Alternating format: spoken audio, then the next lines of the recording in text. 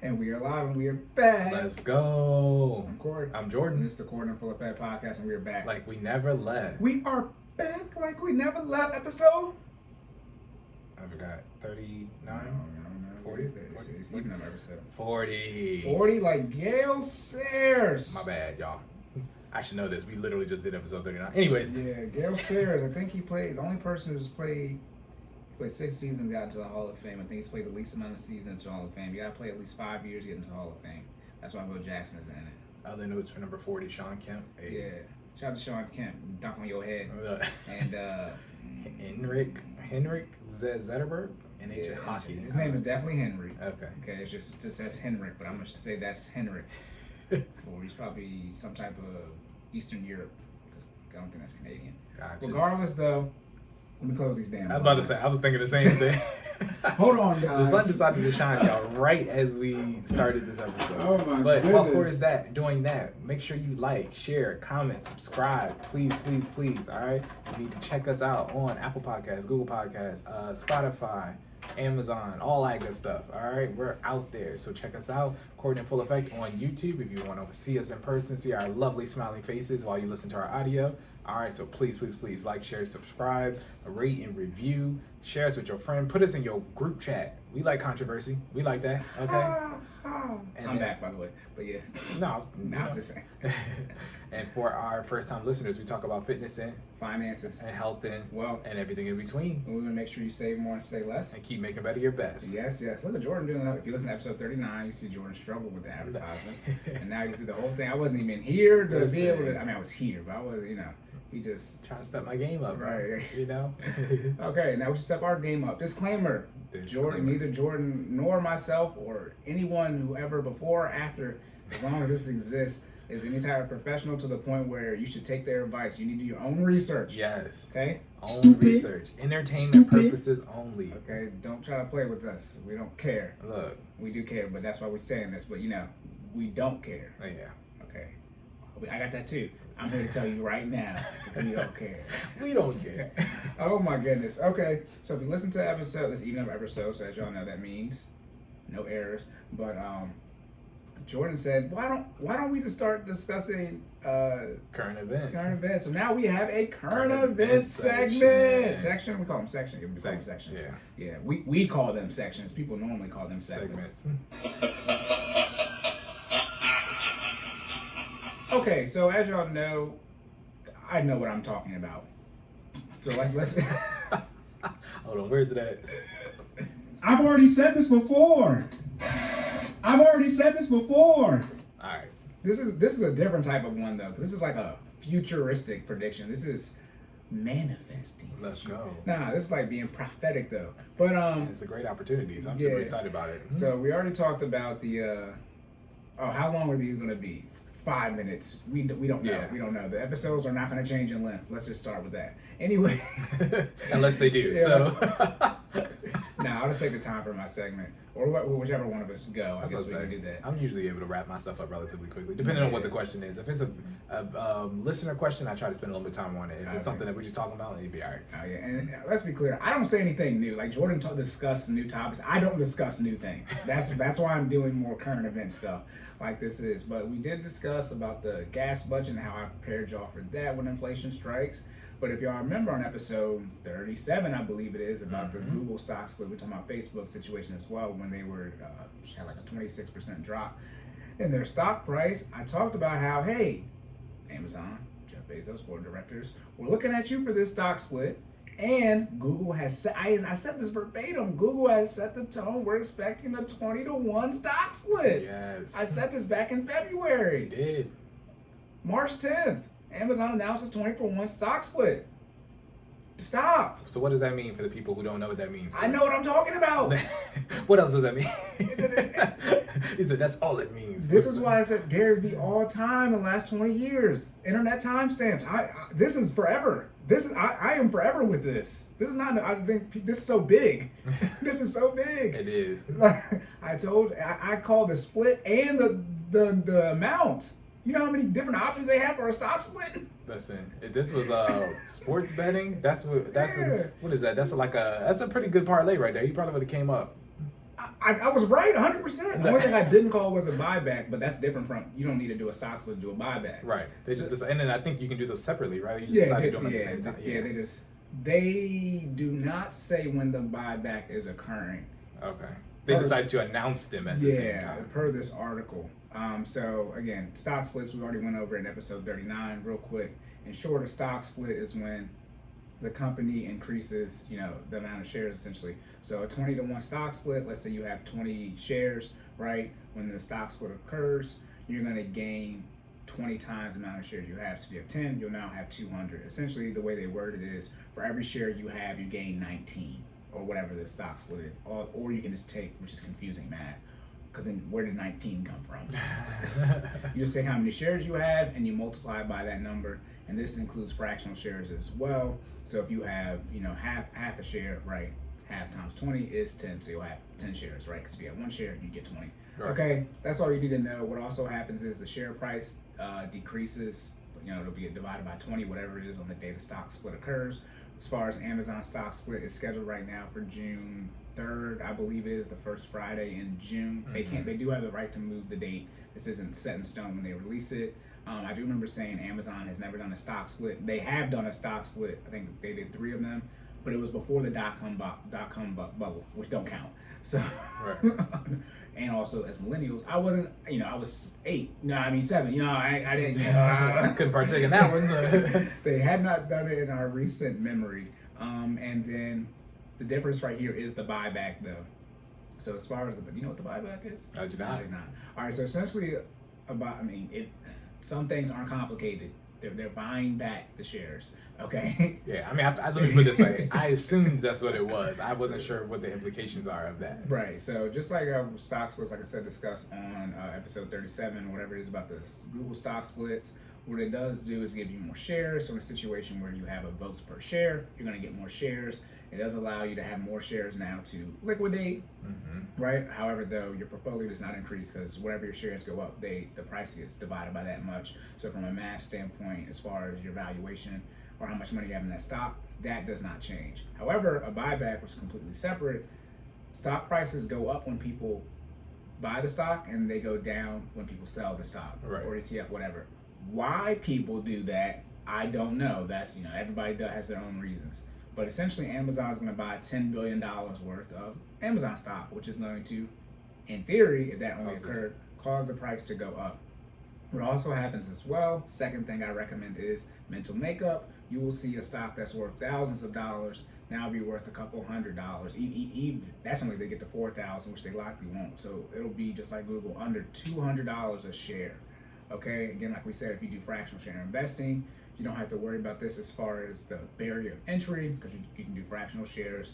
But yeah, this is coming up June 3rd. I don't think they have really been. This is from CNBC article, by the way. It's saying on here, yes, Amazon is doing the stock split just after Google and Apple and Nvidia. And okay, if you study the market, right, history repeats itself. You know this on the way. Amazon had a bad year last year. They've been down. I think their 52-week is -5 or 6%. So their price has dropped a little bit, pulled back, not only with the war issues going on, but also pulled back from the spike because of the pandemic. But as y'all know, Amazon's not going anywhere. Right. Okay. Amazon / Skynet. So let me stop. They dabble in a little bit of everything. Yeah, it's not going anywhere. Yeah, okay, yeah, it's verifying. Yep, stock split occurs June 3rd. So essentially, one of my clients asked me this. He said, if I buy it on June 3rd, does it qualify as far as the processing time? I was like, I don't know. So don't buy it on June 3rd.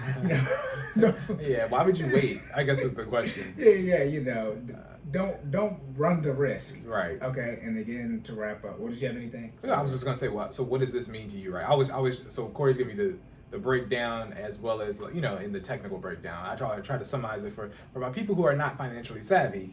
What does this mean to you? No, they're supposed to be this way. Listen, they should be. They should be. But if they're not, I want to help you get there. Look, you stupid. You're I don't know. I'll make a suggestion. Again, this is my opinion. You should try to get as many shares of Amazon as you can before June 3rd. And okay. Why? Because the price is going to usually. So Cory was saying, from a historical standpoint. This, yeah. Oh, okay, my fault. No, go ahead. I was going to say the price tends to surge, right? So you want to get in, allow the split to occur, right? And then what happens is, especially since now they've pretty much made it open, open knowledge that they're going to do the buyback, as Cory was saying, as they're buying back, the share price is going to increase. So the more shares that you have before the split, the value then goes up. The split will occur, so we have more shares, and then the value of those shares will then increase, right? So they'll make money. Right. So layman's terms, if you're investing in the market, you need to put some money. When he called it, I was already saving money, but then I was already saving money for Google. We've been talking about this for like a year or two. Listen. We've literally been saying, all right, the Amazon stock split, like, y'all know it's coming. Right. We know it's coming. And so we get Google and Amazon at this roughly within Google's in July 15th. This is stupid in a pause. This is insane. 30 to 45 days apart. So if you don't got no bread yet, listen, you can say, mark this date down, okay? March. We've been January, Cory was telling you. February. I'm sorry. You good. February, Cory was telling you. March, it has been announced. All right. So what does that give you? That gives you 3 months to get your life together, get you some money aside to then invest into the market so you can come up on this move. Because it's a move. It's definitely a move to be made. And if you miss it, that's on you. Yeah. All right. I was gonna say that I wasn't gonna touch on that as far as should you buy now or there's another comment about that when I make the Google post. From a math standpoint, and I'm timing the market, right? How it actually works is essentially if you think the stock price right now, they're saying it's around 2,900. So let's just say it's at 2,800. So if you think it's going to be below 2,800, whatever the stock price is, this will be as of March 21st. If you think when y'all hear this, but if you think it's going to be below that stock price, by the time the stock split occurs, then you should wait until after the stock split occurs to buy. If you think it's going to be higher than that, then you should buy essentially now until then. The issue is it can go all over the place. It's a stock market, so you don't time the market. And then for y'all who aren't good at math, what you do is you take the price. So you take 2,800 divided by 20, all right? Because that's what it's going to be when the stock splits. Yeah. So you can do the comparison, right? Of 140. So if you think it's going to be 140, you can buy it at 130. You can buy it at 150. What do you think that's going to happen as far as the ticker symbol's price? Because I guarantee you there was a listener out there. Well, how do I compare 2,800 to the post? You know what I mean? I said the stock split is going to divide the share price divides by 20. Hey, sometimes people don't correlate split to mathematical operations. That means divide. All right. I've been seeing people give out a lot more Amazon stock split information than I saw when Google announced their stock split, which don't make no sense because stock splits aren't different. Right. They're all relative. Splitting is splitting. Division is division. Yeah. So it's like okay, but that's what you would do. This stock split, and as well as this one is what's pushing me towards it. But Google obviously did it first. But I'm like, as y'all know, I do have my personal brokerage account on Vanguard. I'm looking to move everything over to Fidelity because Vanguard does not have fractional shares. And Amazon and Google are going to hit $1,000 instead of the stock split. I'm just going to make the prediction, but it's just like I can't miss it. I've been saving up a spirit bomb for this investment, like real time. Like what you got? Some commas. Some commas. At least a comma. Listen. Jordan said he had some commas, which means 2 or more. That's $1 million. My bad. I had to clarify. I do got a comma though. If we've ever messed up, I'm about to charge. I didn't increase my rates. When did you get $1 million? My bad, y'all. My bad. Oh my goodness. I wish I had the commas. Look, if I had the commas, this would be a wrap. Anyways. Yeah, but no, I'm about to. I already slept on it last night, but I'm gonna still sleep on it a couple nights. It took months to make this decision. Right. But also, I was thinking too, because it's like when the money. If you want to know what happens when you can't do fractional shares, I'm transferring money over, but like it just has to sit there because I can't get the fractional share. And as y'all know, stuff. Stuff goes up. Right. So I need more and more money, and essentially as you make more money, I was like, I can buy them now. Your appetite, so to speak, for lack of a better term, and I can do more now with my investing money. So like my barrier of entry price range has changed. Mm-hmm. Now I'm looking at like stuff that's closer to like $1,000. But I don't have $300 to invest every month into Microsoft from a non-fractional share standpoint. That's how much this it's like $270 I think now. But I don't have that per se. Right. So I just money I transfer it sits there. So it's not gaining. It's not in the market, right? And time in the market. So that's where I'm at with that. So as far as like, should you do this? I mean, come on, y'all. It's Amazon and Google. Let's be very clear. I think these are both in the top 5. Hey. It should be Apple, Microsoft, Google. Remember we talking about diversifying that 15%? Look, this is how you about to kick off those IRAs, goodness. man. Oh my goodness. But yeah, that's it. Did you have anything? Nah, that's good. That's a very great way to start. Okay, locked and loaded. I don't even know why I'm switching because I'm about to get you all the top companies. Yep, Apple, Microsoft, Amazon. Apple, Microsoft, Amazon, and Google. Yep, and 3 of those companies are going to do a stock split within 365 days of each other because Apple did theirs last year. That's insane. That should put y'all on. Just let y'all know how big of a deal this is. Yeah, this is 3 of the 4. All right. And also, I'm gonna be dead ass. Do not miss this. No. Obviously, we recommend. I'm just gonna be real with it. And then also too, if y'all just listen to me the last, because both of these stock splits are gonna occur after we started the podcast. Yeah. If y'all were just started this the day when we, now you might not listen. You're not a day one. Shout out to the day. But if you were day one and have listened to all 40 plus episodes, you would have the money ready for this investment. Yeah, I don't know what to say because this is Respectfully, shout out to Dragon Ball Z. I don't know how big your spirit bomb gonna get in 3 months. Yeah. So, you know. And this is.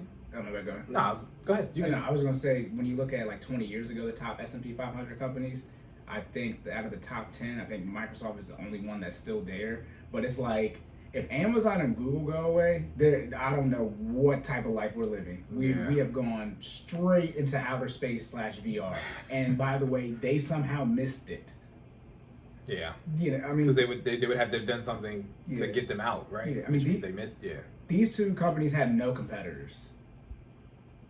I mean, Amazon's competitor is essentially Walmart, but not on a shipping, on a shipping standpoint. Right. They have obviously Google and Microsoft for Azure and Google Cloud, but it's AWS. Like right. there's literally no competition for Amazon, and obviously, Google and YouTube have no competition. Yeah. There is no one in that space. Yeah. No one, no one. And by the way, you're going to Google to find their competitor. You're going to use That's Google. what I'm. You're going to go on true. YouTube to find Google and YouTube's competitor. Okay, this is I was gonna say, name another. I don't even use, like. What else do you do other than people have now used the word Google interchangeably for search right? Yeah. Like that should let y'all know. I don't say I'm about to Bing it. I don't say I'm about to, even though these are technically search engines. I know y'all probably. Yahoo. I don't say I'm about to Yahoo it. Was it Ask Jeeves? Ask Jeeves? Whoa. He was useless, by the way. Jeeves didn't know anything. He didn't. There's so many times where oops, I cannot find your search. Please try again. Why are you here, Jeeves? Right.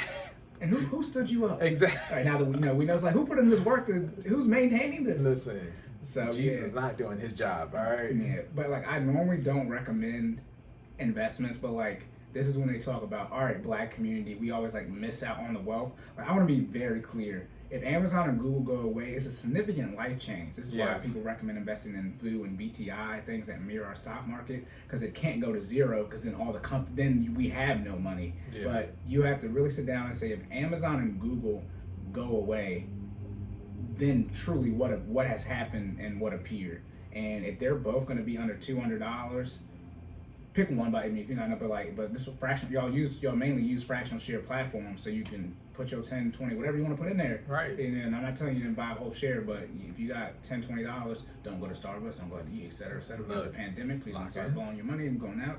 Okay. See you in 40. See you when I'm 40.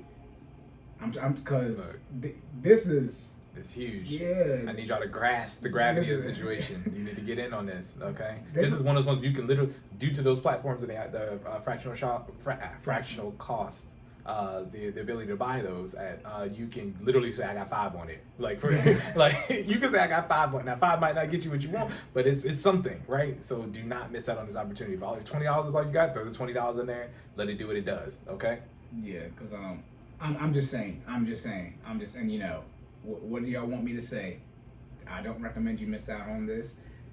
It's not going to just spike back up to where they're at now in the low, sub 3,000 range immediately, right? But the market is on a downturn. But I mean, this is a great time to build that cost basis. Also, too, last point, so we can wrap up. Wrap up on this section is that. Usually, just like when IPOs occur, there's a spike, all those buys come in, and most people holding pre-IPO, it drops below the IPO price. Mm-hmm. That usually happens a lot of times with stock splits. Okay, so just go look at Apple. Apple, spike, and then it dropped back down, then it recovers from that. Obviously, don't time the market. Don't do what I just said. Do your own research. Not an investment professional, but to be wary, let you know the track record of stock splits. So you can be wary of that. So you're saying, well, Cory, does that mean I should wait because you said it's going to drop? Well, it depends on what it was in IPO. If Amazon run up to 3,500, Right. okay, then it'd be at 170, and let's say it dropped down to 150, but right now it's still below 3,000/150. So you still losing money out, which is why you don't time the market and you dollar cost average. Exactly. Full circle. All right, locked and loaded. I have a question before we move on. Would you recommend making this move in your retirement account or your personal brokerage account? This is for me, y'all, so y'all don't. So we go straight to it. The issue with the retirement account is it depends. Like I'm almost out of money, so I got like $1,600 left, and I'm like, okay, I still have some, you know what I mean? Like this just happened up. So if you essentially haven't made progress as far as investing, then yeah, you can reallocate. But the issue is you can't consistently invest into your Roth IRA or traditional IRA. You got that $6,000 It's a limit. cap, right? Right. Yeah. So if you want to be able to build positions just out throughout the year, then your personal brokerage account leads you towards that. But definitely personal brokerage. You have less options in a Roth or a traditional IRA because there's a cap. Gotcha. So, but I would say either or. I'm looking at doing it for both. What am I going to do? But I might not do it in my Roth because I didn't know this was going to happen. So I already executed. I got you. So yeah, if you haven't started putting money into your IRAs yet, traditional or Roth, then yeah, you can look at adding to this. But usually for stocks, single stocks, roughly no more than 10% in total. Okay. So that would be $600 max. Okay. Gotcha. Yeah. Okay. And that's a couple-ish. That's 1 or 2 shares. Yeah. So it's It like get you a lot, but and it that's gets you that's it. So I might as well do personal brokerage. So you can keep dollar cost averaging and build them up. So Gotcha. yeah, it all depends. Okay. It varies. Yeah. Yeah, All good to know. Good That's information. it. Yeah. Yes, I would sir. put it like this. Pick one. Pick one and put it. Yeah. Don't do nothing. I got it. Yeah. Should I not save, or invest? Definitely don't not save or invest. Look, pick a vehicle, right, and go, right. Yeah, I got you. Yeah. And don't wait till December. Yeah. People. A lot of people do these things. Right. So I have to say them tongue in cheek. Stupid. All right. On to the Fitness section. Let's go.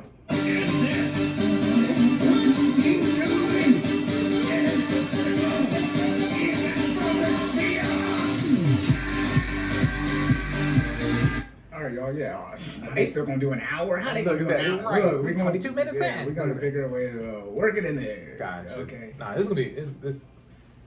Let me put it this. I'm gonna say words, and we'll see what happens. If y'all know but don't know, Jordan has notes. I don't have anything. So I told him, like, bro, just go off the top. He said, I'm a freestyle. I'm like, I said, be me. I said, don't compensate. Don't, do the balance. Cory doesn't have any prep, so I'm going to prep, so at least, it's half and half. No, I don't prep at all, y'all. Because, we both do, but, like, we know what we talk about. I try to. This is my rebuttal, right? The only reason I do it is because we do get derailed sometimes that I have to have bullet points because I'll forget what I've said already, and I don't want to become that person that's just saying the same thing over and over and over again, right? Because we are trying to condense it to the 60-minute time period. I want to be, throwing out substance at you guys. So bullet point. Say what we got to say. Derail a little bit. Come back. Finance section. You know what I'm saying? Real quick, my rebuttal to your rebuttal. No, Look. what I'm saying is, well, maybe you think you're not able to, get back on track after getting on track is because you don't practice that and haven't built that muscle up. Okay. All right. I'll give you that one. All right. That's what I said. I've been this way my whole life, so like I understand. Now I'm an adult and I understand, but like, I just show up. Gotcha. And be like, I'm ready. And that's why people be like, nah, don't get Cory started. Yeah. Like he doesn't practice for this stuff. It's weird. He just does it all the time. Okay. Stupid. First fitness question. Only fitness question. The only fitness question, as if we always don't just say first, Right. and as if they know there's always just one, Right. and there aren't show notes to let them know the questions that we have. Okay, all right. Did we both all right? I think so. Okay, first fitness question: how do you prevent injuries, and then how do you deal with injuries when you have them? Okay. All right. So this was originally 2 questions. We wrapping it up into one because I feel like it's definitely a solid answer given all together, right? So how to prevent injuries. The best injury prevention is proper knowledge of the body and ample warm-ups. All right, so we're just getting straight into it. Most times injuries occur due to human error. Let's just get into that, right? People not necessarily doing what they're supposed to do. When you go outside and exercise, especially as you get older, we get into age, you can't really just jump right into high intensity workouts. Well, not even just high intensity, because people think you got to be going hard to hurt yourself. You really don't. You just got to be doing something that you're not supposed to be doing. Anyways, y'all no, let's talk about the yawning early in the morning. Talk about it. Listen, speak on it. Speak on it. Preach.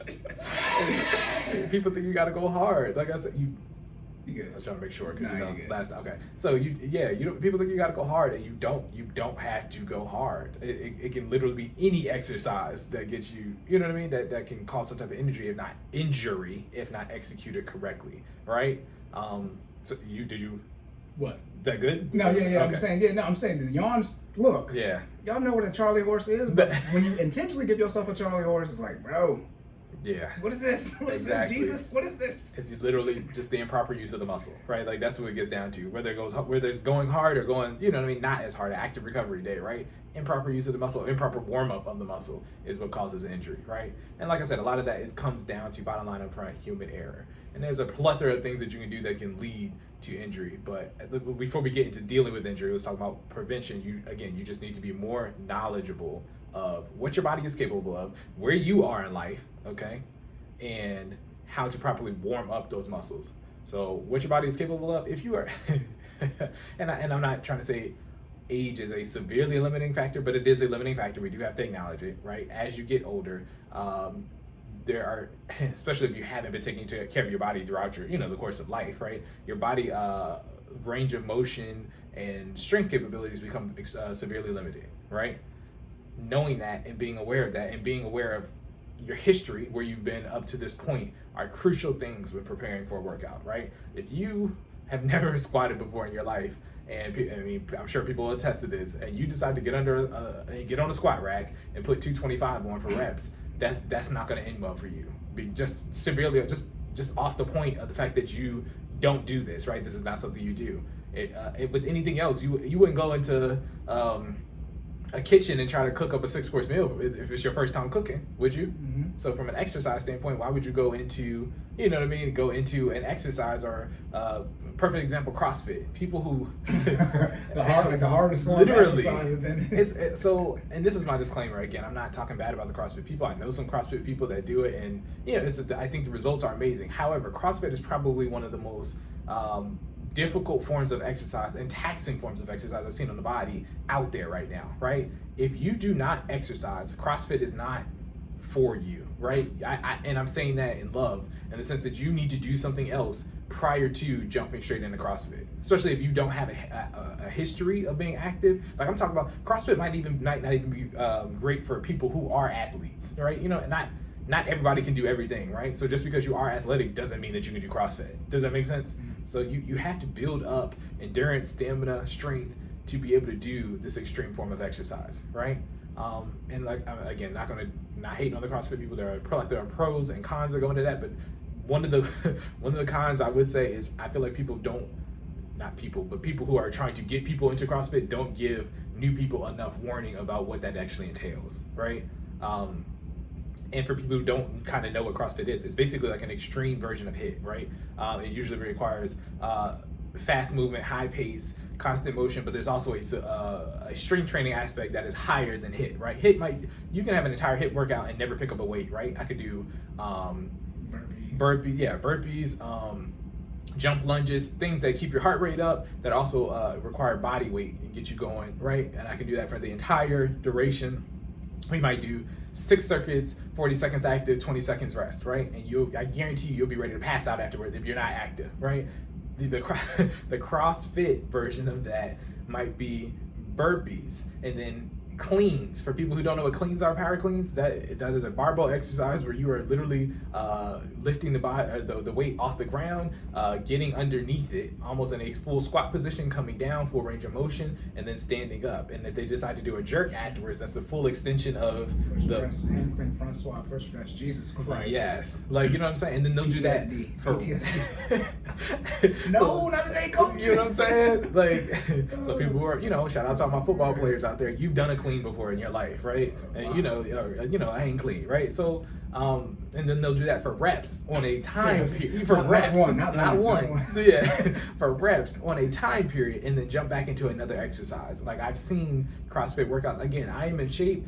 I think I could get through a CrossFit workout, but again, because that is not my form of exercise, I would think I would be severely tired afterwards. And I work out, again, most days out the week, at least 5 out of 7 days out the week, you know, consistently. And I'm talking about cardio and strength training. So saying all that to say, be knowledgeable of your body, be knowledgeable of what your body is capable of. That is a huge aspect to preventing injury, because a lot hubris is probably one of the main forms of why people get injured, right? For people who don't know what hubris, that's extreme pride. Stupid. Look, I was, you know me, I'm always trying to incorporate my SAT words, right? Jordan's that person. So in college, so essentially, yeah. That was my go-to. Not his college word, but like the word he used in college was essentially. Like, yeah. Why do you keep saying? What kind of qualifier is this? First of all, we're doing code. Yeah. Like, bro, this is math, so it ain't no essentially. Like, it either do does it or does do not. it. Yeah, essentially, people don't know. So we had a shout out to Dr. Lane. We had a teacher who when we used to present, she used to take off points for the word right? So what I did to get smart is I found another word that wasn't that I could say that used to make me sound smart. That was basically my buffer to allow me to think, and that's what essentially was, right? But you know why? You already counted yourself. It's because you didn't build the freestyles habits. Because Jordan, okay, as y'all know, we went to school here, but like, y'all know me. Look, we have to present today? Oh, crap. Then what I do and go up there and do? I get my A. Yeah, he does.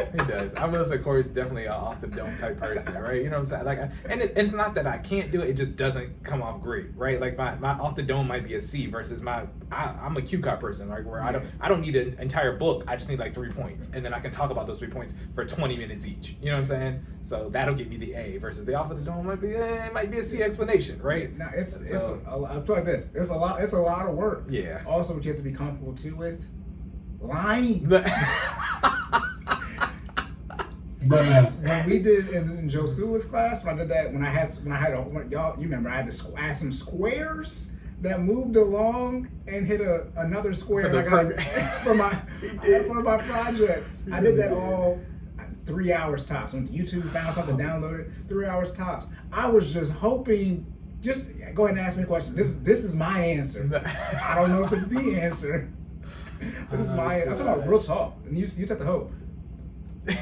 I'm not mad at it. I'm not mad because it worked. I mean, you know, me and Cory got the same. You know, we got the same degree. So my bachelor's, yeah. Like, you went off me, but still. Like it's so he be putting in that work, man. I'm not mad at it. Yeah. For me, I think I also just have when people rebuttal, I like to already have my ducks in a row, right? So you can say words, and then I'm gonna say words after you say words. You know what I mean? But according to my 3 bullet points. But when I don't have my cue card, you can say words about anything, and then it's like I may or may not know that answer. And Cory's comfortable about just being like, well, this is the answer, and I'm like, or it may or may not be. I've also been in a situation where that has backfired too, so that's why I kind of like.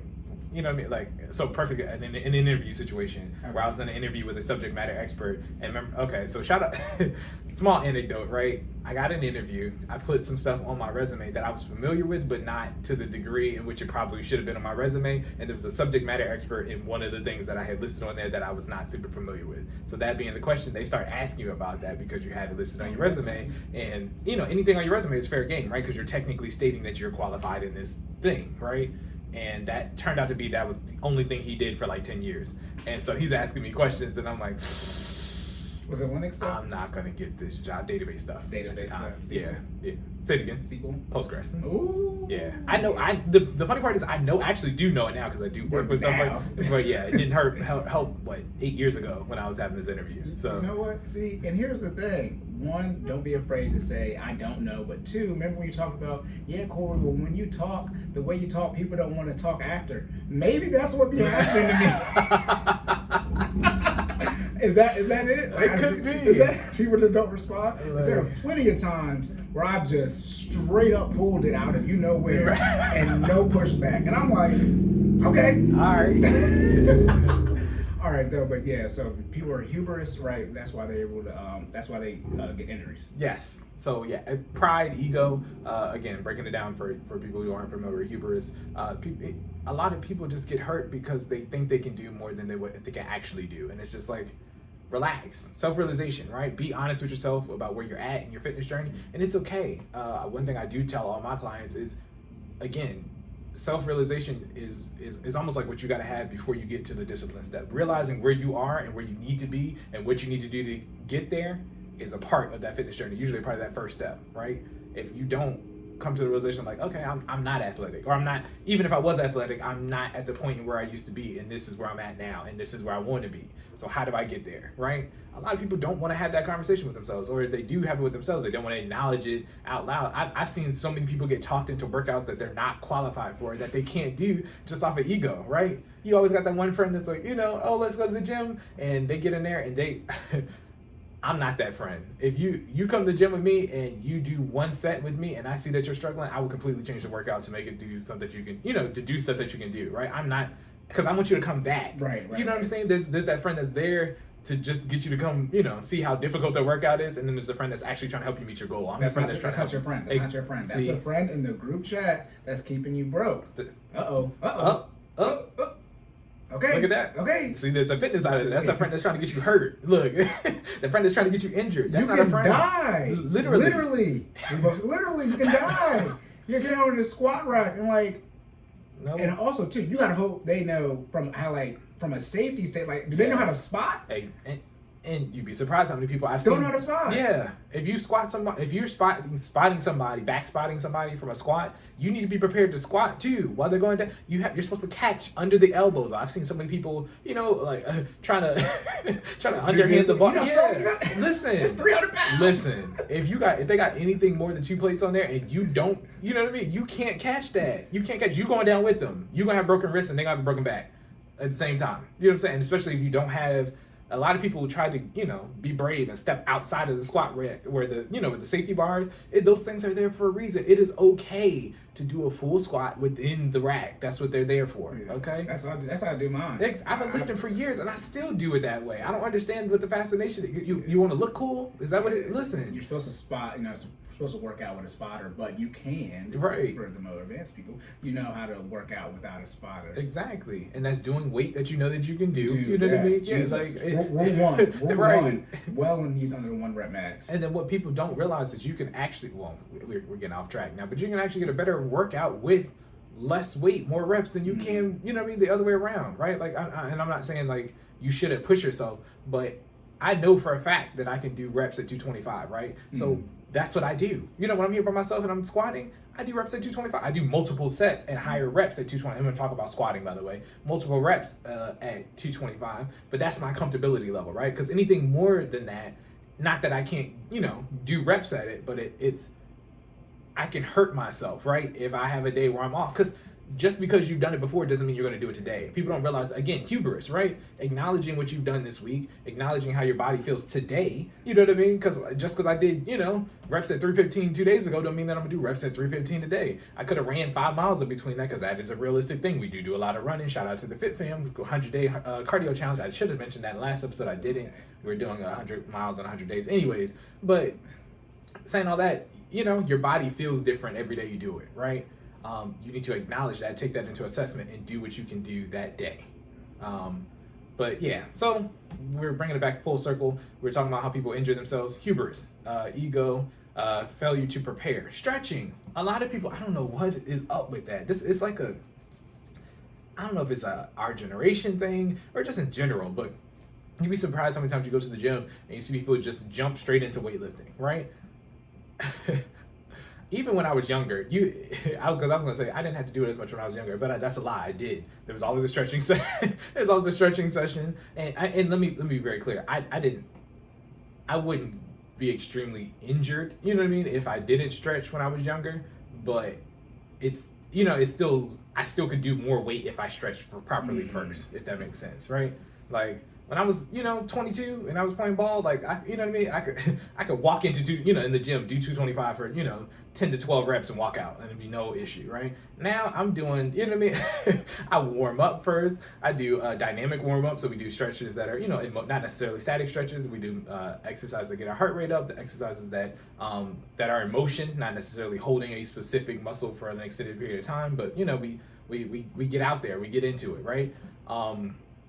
And then I jump into the warm up, right? So for our fit fam, y'all know we got our 5-minute warm up before every workout, and you know what I mean. I don't care if it's the same thing. I don't care if there's usually, we switch it up, but I don't care if it's the same thing every time. You need to do something to get your body prepped for working out, and there's a psychological aspect to that too. It's almost like prep. You know how you have to prime a lawnmower before you actually turn it on. You press the button to get the oil and the gas, like flowing in the engine before you actually pull the lever to get it going. For people who don't know, that's the old school, not necessarily old school lawnmower, but I know you got electric buttons now where you can literally just press the button and it'll do all that for you. But the old school lawnmowers, you had to prime them first. There was a big red button you had to press on the side of the engine to get the stuff flowing, and then you would pull the lever maybe more than once to get it going, depending on how much force you put behind it. That's what you have to do to your body. There's a psychological aspect to warming up. It's telling my body, like, all right, we're about to get it in. You know what I'm saying? Like when I go to the gym and I start stretching, there is something that changes in my mind that says, all right, let's get this work. You know what I'm saying? It's a feeling. I don't know if y'all, have you experienced that in FinallyFit? It's one of those things where, like, I know when I go through these warm-up exercises, after this, I'm in a whole different mindset. I don't know if you can tell by my energy. Sometimes I'll, like, explain it a little bit. You or me? Just, maybe I'm asking for you, and then maybe for me too. I don't know. You always be that one. You're the most amped up person. Okay. That could be because I know the workout too. Like I already know what's about to happen. When I put my compression shorts on. Okay. Just like game day. Put the Gotcha. pads on. Yeah. I'm okay. I'm gonna work out. Yeah. That's what these are on for. So saying all that to say, you have to have that process, right? It should incorporate some type of stretching. That's important. But if it doesn't, you need to have that thing that puts your mind and your body in a state where you're about to go work out, right? For me, when I go outside and I know I'm about to run like 5 or 6 miles, once I put the flexibility on my watch, I have it down to a science. I do the same exercises. It's 3 minutes every time. And once that 3 minutes is up, I take off running. That's it. Like there's like a 10-second transition between for me to switch apps, get my breathing right, put my music on, and I take off running. And that gets my mind right because I'm about to get it in. You know what I mean? 5 or 6 miles for me is like, 50, 60 minutes, depending on how fast I'm running that day. But you have to get saying all that to say you have to get your mind prepared. You know what I mean? What else occurs for injury? Oh, scaling too fast. A lot of people get into the workout. It's kind of what I was saying with the CrossFit thing, and you decide to do something outside of the scope of your current capabilities, right? Again, if you're benching and you just started benching, it's okay to, again, get over yourself and acknowledge the fact that you are, only using the weight that you're using, and to properly scale up, right? I think we talked about this in one of the other episodes where we were talking about the different types of proprioception and different ways you can change your strength training, where you can talk about more reps, more weight, more volume, that type of stuff. It is okay to acknowledge the weight you're at and scale up appropriately. So if Cory and I are lifting together, right, and we don't lift the same thing right now, you know what I'm saying? It is okay for Cory to lift Cory's weight and Jordan to lift Jordan's weight. Yeah. Does that make sense? I'm not expecting Cory to get on and warm up with the same weight that I warm up with. You know what I'm saying? And it's not saying that he can't do it. It's just the fact that he's at where he's at and I'm at where I'm at. Does that make sense? And acknowledging that if I'm the friend, again, that's supposed to encourage you to hit your fitness goal, I'm okay with that. Don't be the friend that's peer pressuring your other friend to do 2 plates if they don't do 2 plates on the bench press. Don't do that, right? That's going to get them hurt and not want to come back. Even if they don't get hurt, they might not want to come back and work out with you. So if you're looking for a lifting partner, you just lost that. You know what I'm saying? And I honestly, I learned that from working out with my wife. So my wife is, prior to FinallyFit, once we went on our fitness journey, my wife was my primary fitness partner. And she's a woman and I'm a man. And I'm not saying that to say that women can't lift what men lift, but generally there's usually a difference, right? And again, shout out to all my weightlifting females. Some of y'all can outlift me. I've seen it on the internet. Shout out to y'all. But for the most part, men can lift more than women. That's the case with my wife. Don't chew me up in the or in the feedback. That's not to be misogynistic or anything like that. In our case, that is true. Okay. So that being the case, I adjust the weight for my wife, because that is the weight that she is prepared to lift. That's the weight she's been lifting, and her progress starts at a different point and ends at a different point from my progress, right?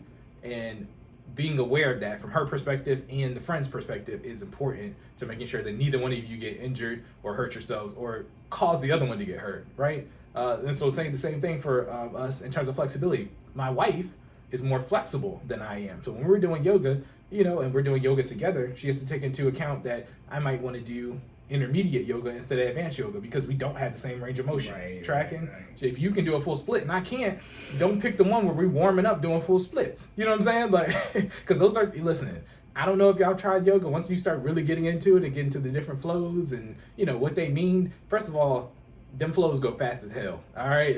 If you get into an advanced yoga instructor and they assume that you know what you're doing, them stretches don't last long because it's a flow. Flow means it's a constant flux, right? So you'll hit a downward dog. You know how we pause in FinallyFit and hold our downward dog? They don't do that. They downward dog, chaturanga, prone cobra, back up, standing up, tree pose. You know what I'm saying? It's a flux. It's constant motion. You know what I mean? So that being said, just be aware of your limitations. My flexibility limit, I'm working on it. That's why I've been doing more yoga. I do yoga for lunch. It definitely helps. Shout out to my yogis out there. You definitely should be doing more yoga for flexibility if you haven't been up to this point, but I would definitely incorporate that. So we talked about injuries occurring during the human error. We talked about failure to prepare. We talked about scaling too fast, not recovering properly. If you've already, so now we're getting into the second part of the question, which is how to deal with injury. If you have already hurt yourself, acknowledge that you have hurt yourself and recover properly, okay? So I made a note here. It says, dealing with injury involves knowledge of the body, engaging the severity of the injury to determine proper rest time, okay? If you hurt yourself, it is okay to say, I'm hurting today. Do not try to press through it. And I say that lightly because you got to know what an injury is too, all right? I'm not talking about being sore. I'm talking about an injury, all right? Some of y'all wake up and be like, most of y'all skip leg day, but for the people who are doing leg day, look, I had to, look, where's it at? Most of y'all skip leg day. I had to bring that back. But for the people who don't, okay. We need some milk. Thank you. For the people who don't and you wake up sore the next day, sore and injured are two different things. It is okay for your body to be aching due to the muscle tears that you did the day before. That just means it's in the process of recovering, but that does not warrant you to skip today's cardio because you did yesterday's leg workout. Tracking? I'd rather you do. Hold on. Look. You know what you said? Yeah, I said that does not warrant you to skip today's cardio for yesterday's leg workout. Okay. No, y'all obese and overweight. Listen. Because you got to get it in. We're at that point where consistency is key. Discipline is key. Discipline and consistency are interchangeable, so more or less, right? But you got to have them both to get to your fitness goal, right? And in order to do that, you got to show up every day and know the difference between being sore and being injured. All right. Now, for my folks who are actually injured, which means you hurt something beyond the point of being able to tough it out through what you've done today. Tough it out meaning reasonably accomplish what your goal is today. Like if you get to the point where you do your warm up, right, and you're still sore, or you've been limping prior to getting to the point where you're working out. So I'm gonna pick on my leg folks, right, or my people who do legs and you didn't warm up properly the day before, and let's say you've hurt a hamstring.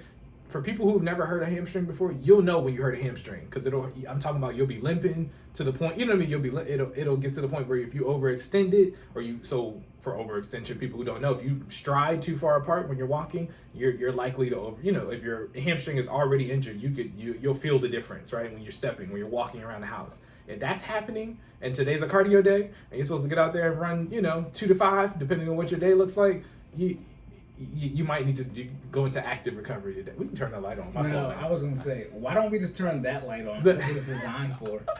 We don't got it plugged in right now. Okay. If we did, I would hear. Nah, it's cool. This is the second nighttime episode. Look. I don't mind it. I don't mind it. For my folks watching us on YouTube, we close the blinds to get the sun out of our face, but we always forget to turn the light on. That's my fault. I should do that in the prepping stage. Yeah, but y'all don't be watching. Listen, but for our handful of people who actually look at us, that's why we in the dark today. But bringing it full circle, I'm sorry. I know I said I was going to try to wrap it up and end up talking more than normal. As you normally do to your normal time. Look, you told me to shoot off the top of it. I got like 4 notes on here. It's just started rapping. I have no issue. You're the one who said you didn't want to do what you just did. I didn't say not to do it. But yeah, so last point, right? Don't ignore, acknowledge, and adjust. All right, don't ignore your injury. Acknowledge that you have the injury and adjust accordingly. What does adjust mean? That means if you, one, again, knowing the difference between being hurt and being sore and being injured. I say being hurt and being injured because you can be hurt and technically get through a workout. If you're injured, you need to sit down and rest and recover. All right. But know the difference. Know your body. If you get to a warm up, you know what I mean, and you're injured and you still feel it, please adjust your workout for the day to account for the injury. Take proper recovery time. Know which part of your body and what you need to do. You know how you gauge that recovery, right? If it's a leg injury, I would say bigger muscle groups usually take longer time to recover. So your legs being the biggest muscle group in your body, if you pull a hamstring, it's going, you can be down for a while. Anybody who's pulled a hamstring knows it's not a 24-hour thing. It's usually at least a 7 to 10 day thing. What does that mean? That does not mean don't do anything leg related. That just means you might need to favor, less hamstring related exercises. So again, knowledge is power in this case. All right, you need to know what exercises work, what parts of your body, and particularly structure a workout to avoid that injured muscle group. Okay, so it's okay to do something. You can double, if your legs are really sore, or I'm sorry, not sore. If your injury is on your legs and it's really taking a long time to recover, it's okay to double down on chest that day, or that week, or back that week, or core, you should be doing core every day. But for people who have a core day, double down on core that day, or that week. But make sure to still stay active because we're still staying disciplined, we're still staying consistent. We're just not doubling down on the injury. All right. So don't ignore, acknowledge, and adjust. And that is how to prevent injuries and how to deal with injuries should you have got them. Oh, right. It's over 9,000! Jordan's like, yeah, man, I'm just going to go for the 10-15 minutes. Hey, there you go. My bad, man. We started talking about it and it started flowing. And I was like, I have no issue. It's good information. We want to get it out there, Right.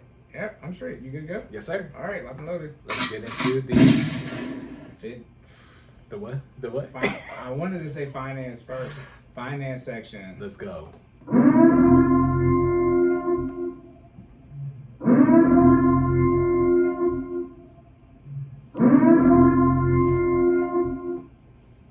Okay. All right, y'all. So the finance section is a Remember this? tweet. Okay. Yeah. So it's referencing.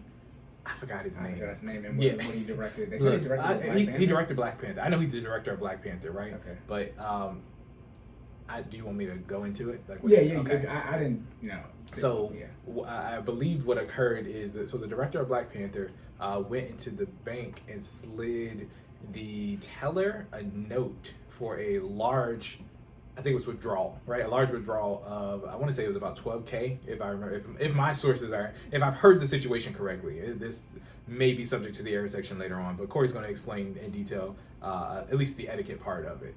But yeah, so the director of Black Panther went into a bank, slid a teller a note saying he was trying to make a withdrawal of $1,200, and then was 12,000. I'm sorry, 12,000. Thank you, because the amount does make a difference. Of 12,000, and he was accosted by the police following this incident, and they were saying it's unjustly so. Cory, is that the case? So I don't know if it was the whole video, but I did see a video where he was talking to the police and he was explaining the situation. So I do have that part. Okay. And then I've also gone into the comments section and just seen if people understand what happened. And the answer is no, which is why I'm going to speak about it. I made the tweet, but I'm going to turn the light on. Okay. In short, and very, very short, the type of etiquette you have at a bank, the only place that would supersede that is the etiquette you need to display in an airport. I don't give a flying F with what any of these people tell you. Outside of an airport, the next place where you conduct yourself on your P's and Q's is a financial institution. In particular, your financial institution. Oh, well, that's yeah. And that's why I said I watched his video. But everyone knows, like I say all the time, in the airport, I don't know you. I'm not getting put on the no-fly list. Now Trump's not, but only Biden can get you off. Listen. Only the president can get you off the no-fly list. Everybody knows like when you see videos, have you seen videos of people fighting in the airport? And they clear out. Listen, y'all are so dumb. Talk about scattering. Yeah. So outside, I mean, there might be, I couldn't think of a place, but outside of an airport, a bank/credit union is right there. 111. This is the place where all the money's at. All the money is here. I don't know where y'all think the money is at. The money that's cash, but it's there. Right. It's nowhere else. Right? Oh gosh. Right. Two. Just like how you know in an airport, or excuse me, not the airport, but whenever the president's around, somebody like that, everyone but the president's collateral. If you've seen Olympus Has Fallen, remember he saved the president. It's like, bro, she is irrelevant. Yeah. We have to sit, like, this isn't a question. Right. So that's why I'm like, and people be like, because we know we live in Maryland, DC area, but like, I don't want to be nowhere near the president. Everyone can get shot with no issue and die. Everyone is collateral. So it's the same thing as far as an airport, somebody acting crazy. Same thing as far as a financial institution. If the police show up, what do y'all? There's two things going on. It's either a robbery or an active shooter. Right. And the worst thing about banking situations is what? It can instantaneously turn into a hostage situation, which is one of the worst things to deal with. And it's a multiple hostage situation. Okay, so let's start there. Let's start at the end of it, right? That where nobody can, evade on. And by the way, police don't show up fast to the hood. They show up fast. Oh, by the way, as y'all know, but for those new listeners, significant financial institution experience here. I've worked at one. So yes. I'm not giving y'all an opinion. This real life experience right I'm here. letting you know exactly how the training works and exactly where the errors occur. And then as far as, we don't know everything that happened as far as, what was said to him and how it went down, because everything isn't on video. But obviously I can understand from his point of view, you bank here. He did say on the video that he has done this withdrawal multiple times in the past, right? And so essentially he's done nothing out of the ordinary. However, if what I am seeing on this Twitter is true, I know it's the pandemic. However, y'all said this is happening in Atlanta and ain't no COVID in Atlanta. So he can have his mask on, but they was, shout out the future, mask, good God! Do you see how I did that? Yeah, bar. Okay, so I know he can have his mask. By the way, no, y'all know what I'm saying though. He's definitely in a place where the mask isn't on. But when I saw it, I thought it was a joke, because I'm like, straight from a teller perspective and the training that I've been through, active shooter training as well, run, hide, fight. He has on full clothing. Strike right there. And by the way, I don't care. Racism, whatever y'all want to say, this is why it happened. And remember when I said y'all need to go, because he said he's done this multiple times, but probably not at this financial institution, this particular one location, because if he had, this likely would not have occurred. There are plenty of people in the comments saying, yeah, I work at a financial institution, and we have clients, customers, members, whatever, that come in and do this frequently, but that's to the same place, right? And I've told y'all before, I've already said this before. That's this whole section, but you need to, I know COVID, but we're coming out of it, but you need to go to your finance institution in person and build a relationship with them. That's so you can have some equity when something happens and they can make a call for you that's against the rules. So rapport makes a difference in this case. Yeah, or if you're someone who has a lot of money, because obviously the money was in his account, right? That's a whole different situation, but the money's there, right? And I would assume he's got at least 6 figures in there probably, because it's Bank of America. So obviously, and Bank of America has way, way more cash than the credit union I worked at. So this large withdrawal is probably over their daily limit, but they probably have this cash on hand because it's BO freaking A. But in general, first strike, he has on, well, there are multiple ones, but I'm just going to say them in general order, but not as far as priority. He has on a whole bunch of clothes, right? It looks like he has on a full sweatsuit. I don't know if he has on the pants, but I'm pretty sure he does. What that does is it decreases our ability to see any defining marks like scars and tattoos right? So he's covering himself. Y'all have seen the movie Taken. Remember when she was about to get taken and what he's telling her? Smell any tattoos or scars on them to identify them. So since he's dressed like this, first thing, okay, we can't see. By the way, this is Atlanta. I know it's winter, but we're gonna, because if you come in here wearing a sweatsuit when it's hot, why? Okay. By the way, always remember too, I know you probably don't know, the first line of security is humans, not these computers or anything like that. We got cameras on y'all as soon as you walk in. Just like at an airport, you can't just stand around and leave a bag. You can't do that at financial institutions either. You can't just come in and stand here. Right. You have to come here and conduct some type of service.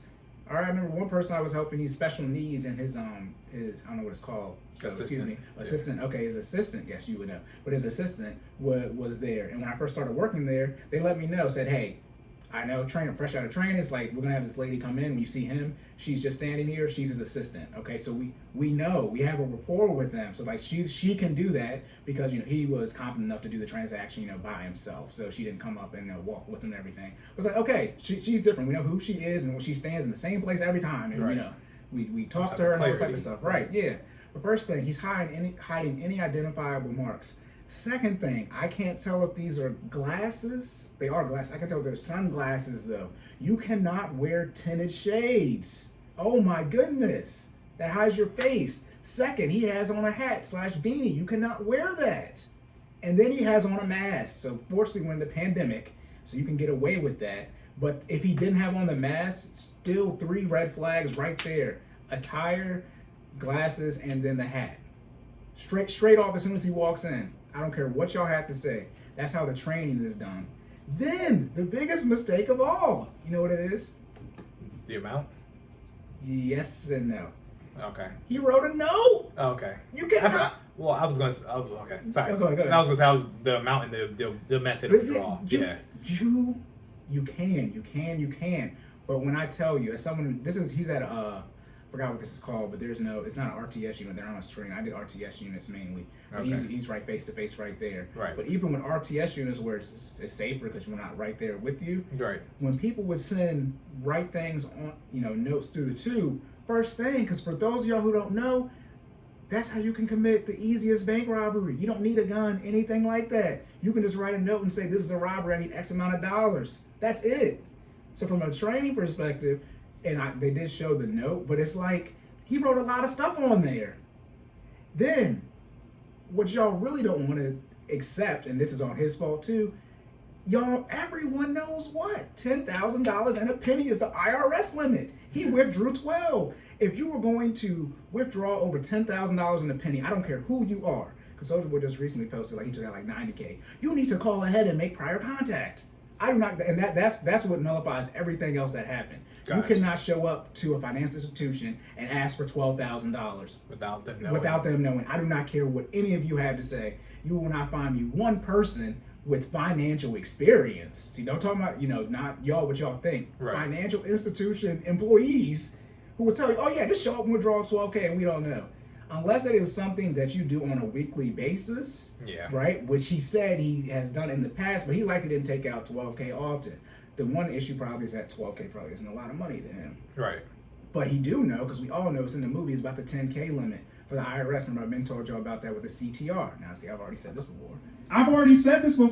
And that's where the issue occurs with the police. Something, I don't know if everyone was assuming it was a new teller / he wasn't properly trained, but as I've already said this before. I told you, I'll hit that $10,000 amount and something pops up on the computer, right? And so I don't work at BOA, so I never have, so I don't know what their system is, but ours would say, this transaction is $10,000. Ours would do at $10,000, not $10,000 a penny, but $10,000. If it's $10,000, you do not have to do the CTR. The law is $10,000 and a penny plus. And for clarity, the CTR is currency transaction report requirement by the IRS. Gotcha. And by the way, if it's one transaction, it'll pop up, but it's actually in inflow and outflow, throughout the whole day, throughout the entire financial institution. So even if you went to, one in Atlanta and another one in Atlanta, you're supposed to actually look at the account and see the transactions that have been coming out the account. That's what you're actually supposed to do. Most people obviously imagine. Do not do that, but that's what the actual rule is. But obviously it's 10,000 plus and more. It's 10. So when you say 10,000, you said influx and outflux. Right? So if he pulled out 5 and then you came back with 6, That would be a flag? Yep, yeah. Okay. Or if you went to one, on 123 Main Street and took out 5,000, and went to one on 321 Main Street and took out 5,000, CTR.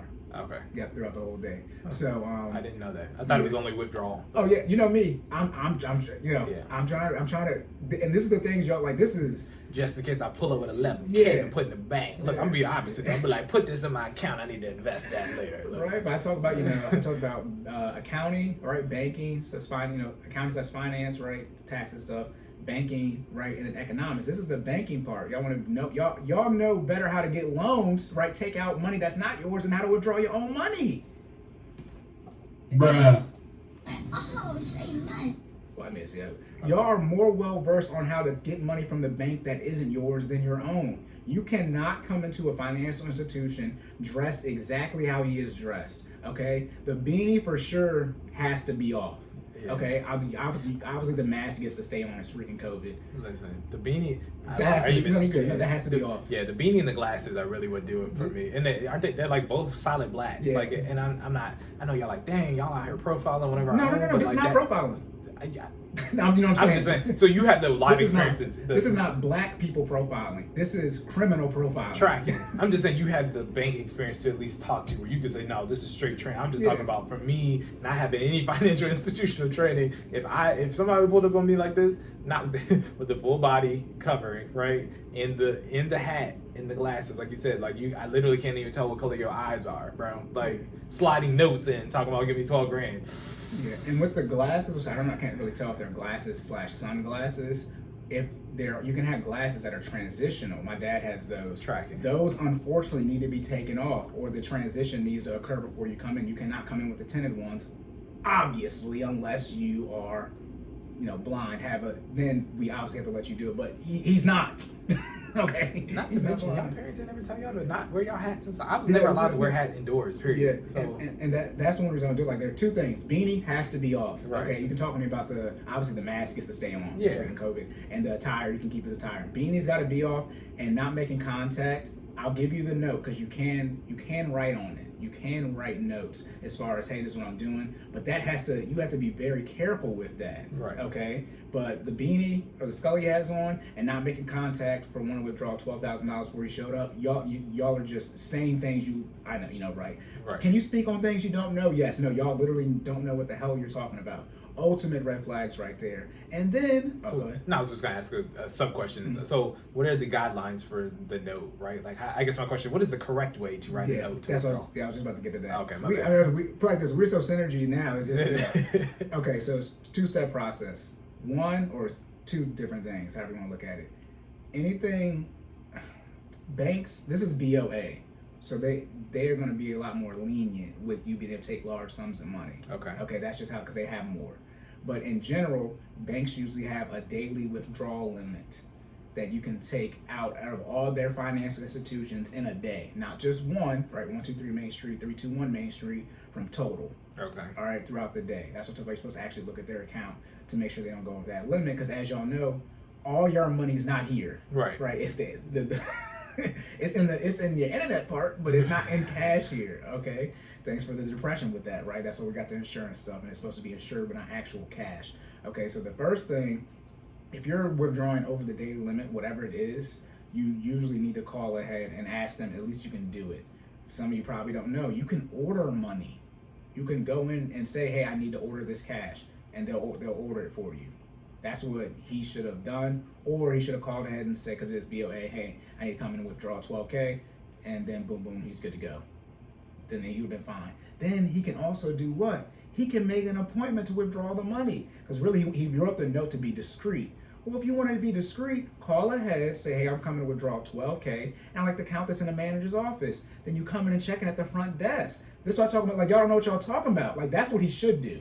Yeah. Proper procedure. Right? Like, because you should, by the way, verify your money before you leave.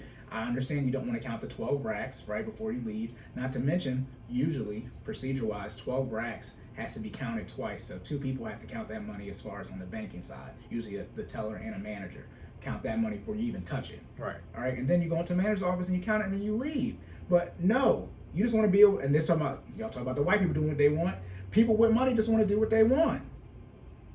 I'm trying, like this, y'all not fighting on the 10K. you cannot come to the bank. I was telling my mom this, and she just started laughing. As soon as I said he wrote a note and slid it, she just started laughing. Like, I bet. And also too, that's why I brought up the police initially.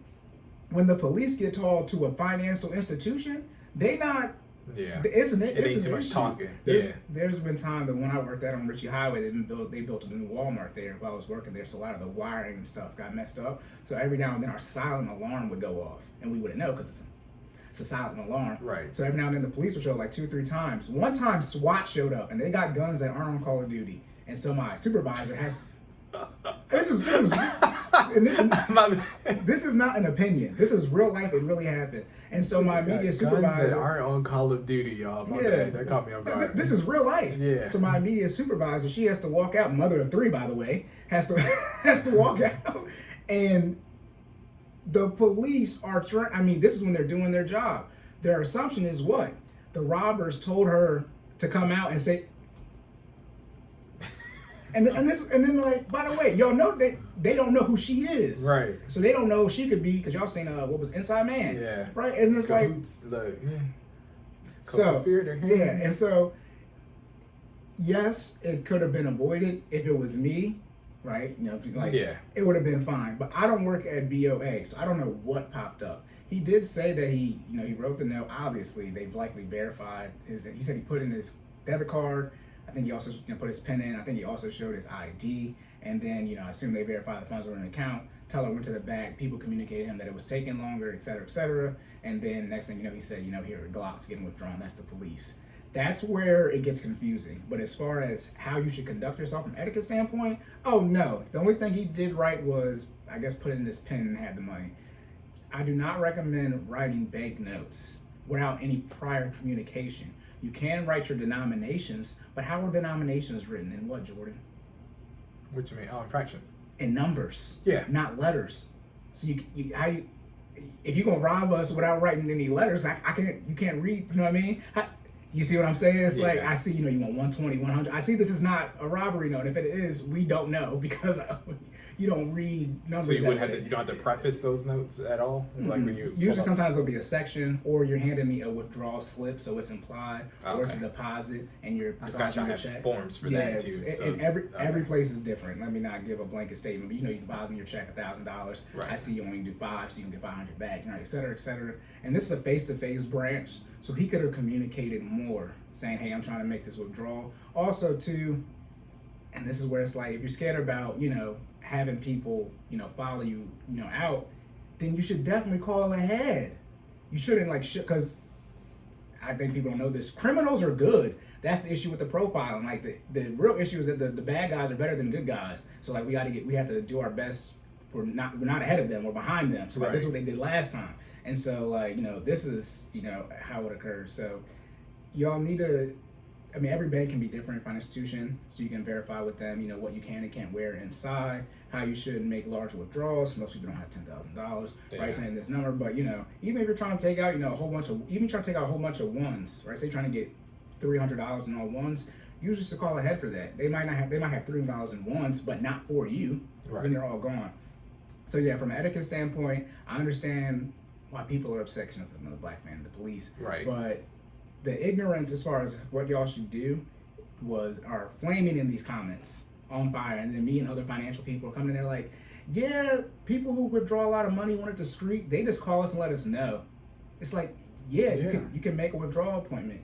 You can make a deposit appointment. If you want to come and deposit $10,000, you can call us ahead and let us know. Do you still have to do a what is it? CTR, yes. Yeah, CTR. Withdrawal or deposit. Even if if I call ahead, you still got to. Oh yeah.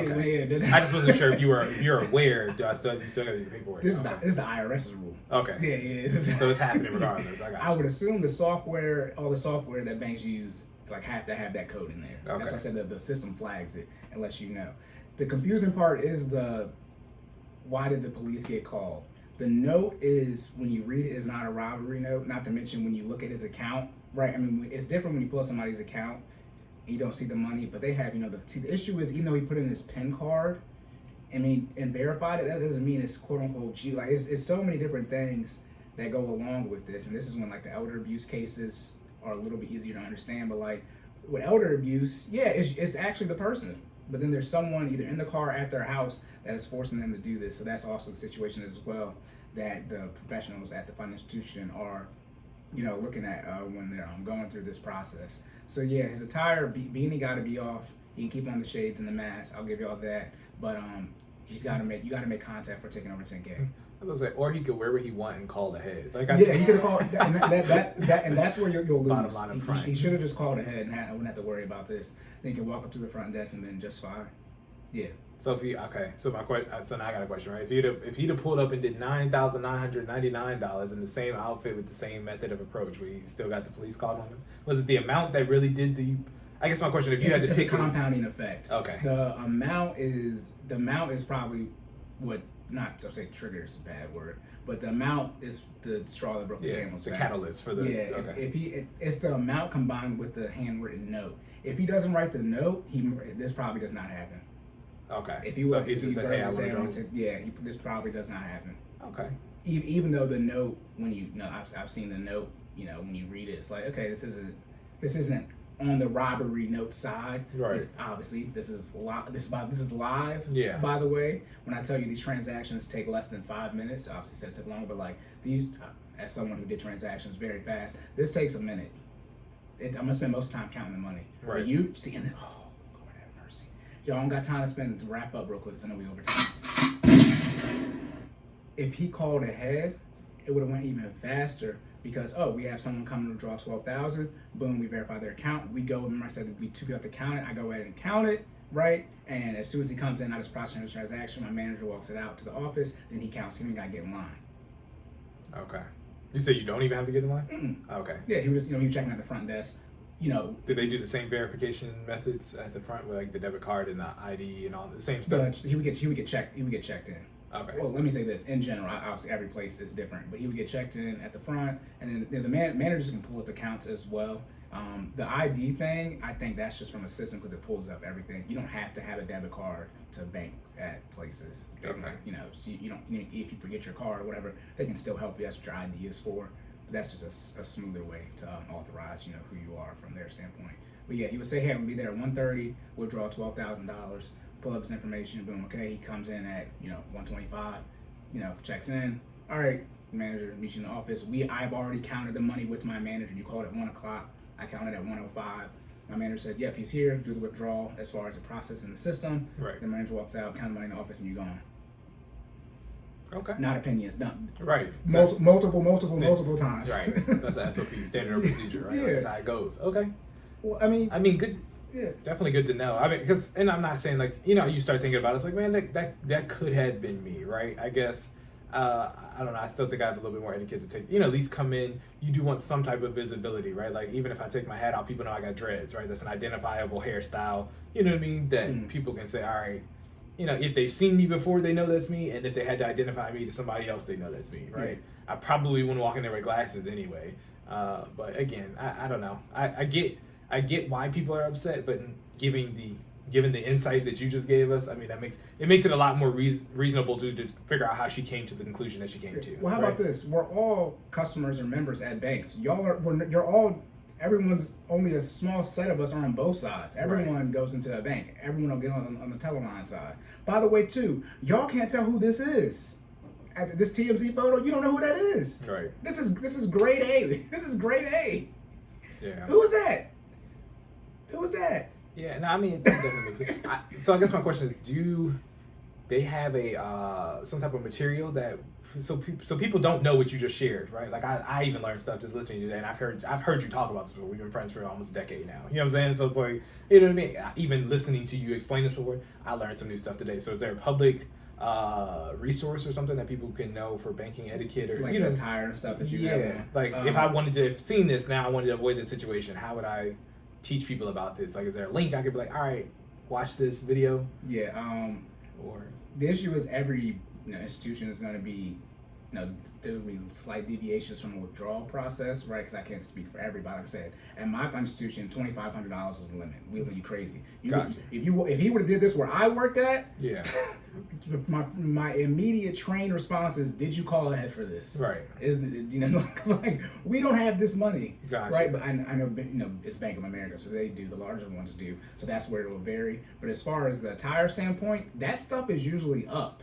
Like we had signs say, "Take off your hats and glasses. You can't be on your cell phone." Those signs are up. Gotcha. Now, whether or not y'all read them, we can't make y'all read them because, as you can imagine, people didn't follow the rules. We have the signs up, which people aren't going to do. Right. Right. But yeah, you can ask for the manual, like all their loan everything like that. You can ask for that stuff and read it in the manager's But office. see, it's also like, why I gotta ask if I'm a customer here? The signs will be up from an attire standpoint. Okay. That should be up, so you won't have to ask for that, but you do have to read it, and people do not read it. 90% of people don't read it. Yeah. As far as how you have to do the withdrawals, you don't.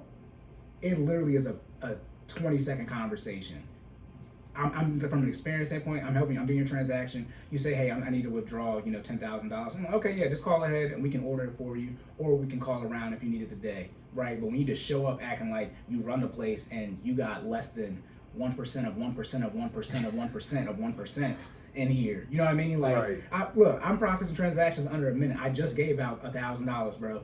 Like, I mean, like, right, yeah. The $12,000 is not a lot to me. I know it's your money, but like this is, I touch this all day, every day. Gotcha. So yeah, from as far as a profiling, which is the main issue, that should be up. Obviously, it's COVID, so I don't know if things have changed with that because people can wear masks now, and probably they might be able to wear them indefinitely, right? So that's another issue. Which is also kind of confusing because it's like because a lot of the restrictions are relaxing right now, a lot of people aren't wearing masks, but then you got the people who can wear masks. Yeah, and because I'm one of those people, right? Like I continue to wear my mask even though it's not mandated for me to do so, like at work or in public environments, right? So, safety, but it's like.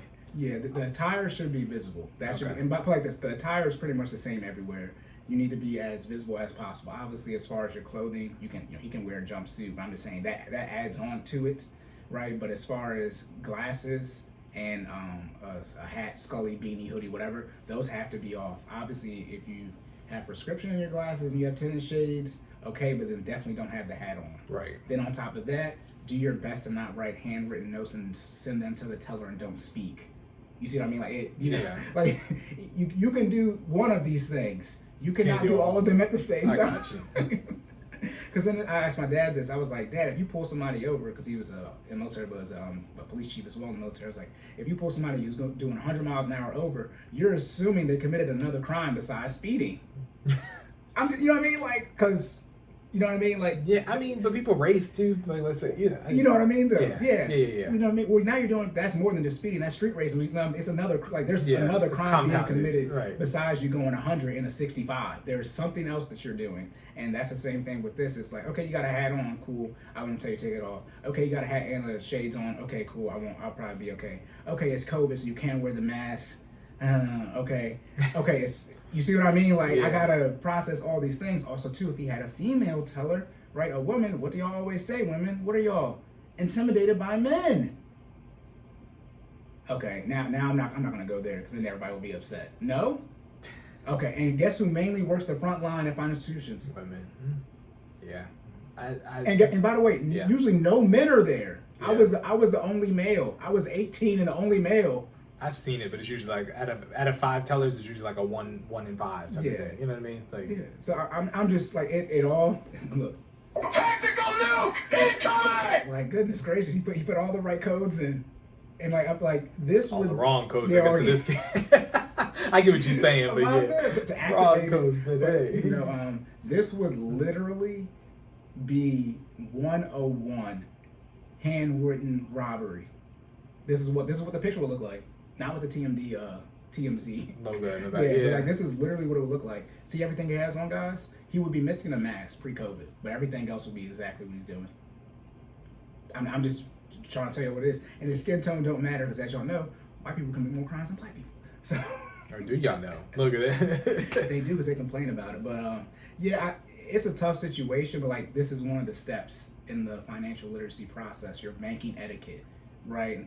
Not just catching attitude and things like that, but how you're supposed to conduct yourself. And also, too, like I said, you can make an appointment. Like, the main reason he's doing what he did is for discreetness. Right. Right. Or if you want to be discreet, you can call and we can count it before you get here and put you in the office and make it seem like you're just checking in to do some type of account update. But no, you want to do what you want, probably because he got the bag and he's done this multiple times. But okay. At least you know your money is protected. So look, I'm sorry. It's probably too early for a joke, but hey, no, make the joke. Yeah, it's unfortunate, but imagine if you're not him, so you don't have the status and the money to deal with it from a legal standpoint. Right, most people don't got the the police show up. You got lawyers, right? You know what I mean? So, but it's like most people, if you were drawing $12K, that's probably automatic. You got it there. You're probably closing the account on the way out. Yeah. Also, the last thing too, no sponsorship, but I always say do your best not to bank at a bank and do it at a credit union, and the one bank you don't want to bank at. I'm not gonna say it, but do your inference because this is not rare. Also, too, last thing to wrap up, because everybody has bad days. Nobody's perfect, and you don't know. I mean, most of us has probably been to a fast food restaurant like McDonald's or something, and you see the person get yelled at before you. I mean, the customer before you yells at the crew member, and it's like now that crew member just has to act like they're not upset with you, right? Quarterback's supposed to not have a memory, right? Throw a pick six, all right, bro, time to do a touchdown drive, next play, right? No, that's not how humans work. So, when you couple that with the training, bad day, new teller, whatever, all these type of things that factor into it. This is when you're talking about you need one chance to make a first impression, right? You gotta put your best foot forward and unfortunately conform, but conduct yourself to, the way it's supposed to be done. And that's why I brought in initially the airport example. Y'all know damn well when people do wild shit in the airport, it's no shit. When people do wild stuff in the airport, it's like, do you know where you're at? Yeah. The bank is right underneath it, because I'm pretty sure it's all federal. Like, the airport stuff is all federal offenses. I'm pretty sure bank is as well. So, like, what do y'all want me to say? Talking about the highest level of crime. Yeah. And if the police get called to the airport, they are literally about to de-escalate with the full force of the law. And same thing with the bank. If the bank calls the police and say, we need you to show up, they're not coming there to play nice with you. Right. Okay? So, I mean, that's how it is. All right. We will. Well, y'all did the 20-minute intro and y'all said y'all wasn't all right, wrap up. Slightly over this time. Wrap it up. Okay. Injuries. Question was, how do you prevent injuries? And if you have one, how do you deal with them? Prevention of injury is basically knowledge of the circumstances that you have prior to getting into your fitness situation. So knowledge of your body, proper warm-up, etc. Not scaling too quick. Most injuries occur due to human error. All right, ego, pride. Be the friend that be the friend that's encouraging your person, be the friend that's encouraging your friend to get through their fitness journey, not trying to get them hurt. All right, make sure you're warming up in an ample manner, and taking care of your body. If you are injured, again, acknowledge that injury and adjust accordingly. All right, what does that look like? You want to make sure that you know the difference between being hurt and being injured. All right, figure out which one it is and adjust your workout accordingly based on that. Okay, and as far as should the Black Panther director have had the police called on him? I'm looking at this right now. If there was a string of written note robberies, this would be on the news. This is the type of photo you see. Right. I mean, so he's not hedging himself. I did want to say one thing too. As far as the speed of it, he could call ahead, right? Then checks in at the front desk. The front desk person verifies him, which they can do. And they call back to the manager and say, hey, John Doe is here. And then it's so much stuff that you can make use of, right? But you want to come in and do what you want to do. That's not how it works. Also, too, to wrap up about the bad guys, a lot of the procedures in place when Jordan I got to do this and that. It's literally because the procedure was not in place. Right. Okay? And then if we don't make it so people don't steal from us, we're going to close and you're not going to have nowhere to yell at there. You got the profile up. So that's really, in all honesty, that's the main issue. The bad guys are better, so the restrictions are just way up there now. Even with drive-through stuff, we're a lot more lenient. I forgot what they were called. They were across the whole nation, just stealing people's stuff out of their cars, checks, and cashing fraudulent checks. We ramped up our drive-through restrictions, and to the point where if you showed up and didn't know your account number, I couldn't service you at all. Wow. Even though if you send me your ID, and had your account number and want to take out $2,500, I verify you that way. But if you didn't know your account number, I can't help you. Yeah. So See, I'd have been that person because you've been upset. Yeah. I used to have to look on the app for my account number on the phone. Yeah, on the phone because I didn't know it by heart. You know what I mean? And that's because the bad guys were good. I mean, they were better. Right. But that's really the real issue. So y'all know how that is. Unfortunate situation. He'll be okay. Y'all get over it. Please execute my etiquette. Understand airport, bank, credit union, pretty much the same thing. Don't do no foolish stuff, and understand that this is not the place to act up. Yeah. Because this, you know. Act up, you can get snacked. All right. Wrap up. See how fast we can do this. Cory and FinallyFit, YouTube. Where can they get us on the Spotify platform, Jordan? They can get us at Apple Podcasts, Google Podcasts, Spotify, Amazon, pretty much all major listening platforms, as well as, if you want to see our smiley faces, YouTube.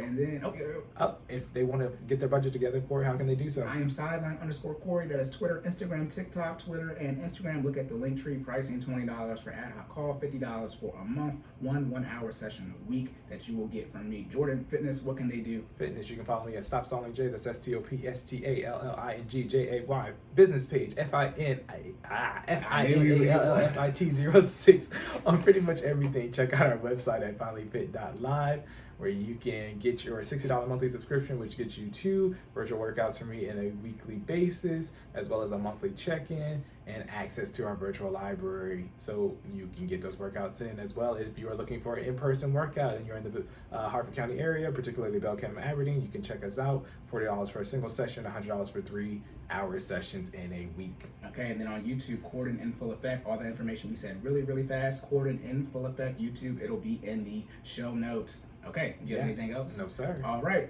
we went over. We do not care. Y'all can chop it in half. We'll do our best to keep it at an hour next time. Hey, that current event section was worth it. I don't care. Oh yeah. Look, if y'all miss out on that, don't say we didn't tell you. Don't say we didn't spend extra time to let you know what was going on. Anyways, don't say we y'all want to complain about the length, but then want to complain about not having the money because listen. You can't have both. You can't. This is my Black net worth. My Black history research is like, because then what about the history we're making? Right now. You forget that in 10 years, what we just said is part of the Black history. Listen, so when the guy shares Google and Amazon, and y'all don't, because you didn't listen to the whole hour and a half, and you skipped the current event section, I want to hear it. Do not play yourself. Do not play yourself out this money. This is, by the way, the best time to make money is when the economy crashes, and they got 2 out of the 4 biggest companies to ever exist, I think, are doing a 20-to-1 stock split. They're going to be on $20. Do not miss this. What color is the market right now, Cory? It's red. It's beautiful. Listen. What is red a color of? It's a sensual color. Y'all should be excited. Red means we on sale. Everything is on sale right now. Get your money out. All right. This is not investing information. Please do your research. Yes. All right, so... Disclaimer at the end too. All right, we're good. Remember to save more and say less. And keep making better your best. We will catch y'all in the next one.